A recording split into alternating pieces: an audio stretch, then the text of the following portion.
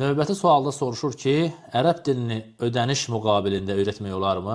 Cavab odur ki, ərəb dili də digər dillər kimi insan onu ödəniş müqabilində öyrədə bilər. Söhbət burada dilçilikdən gedirsə, dilin özünü öyrənməkdən gedirsə, bəli, ərəb dilini də pulla öyrətməkdə heç bir problem yoxdur.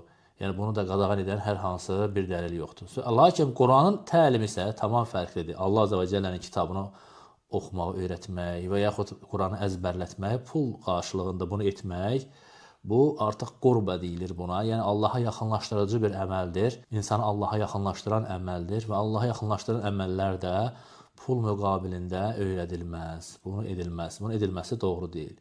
Lakin deyək ki, bir insan bir məktəbdə işləyir, hər hansı bir mədrəsədə işləyir, yəni dövlət tərəfindən və yaxud üçüncü bir tərəfdən, hər hansı bir yardım fondu tərəfindən onun ehtiyacları qarşılanırsa ki, və sən də bunun buradakı müsəlman övladlarına Quran dərsi keç, bu da problem deyil. Lakin öyrətdiyi tələbələrin özündən Quran öyrətdiyinə görə pul alması doğru deyil.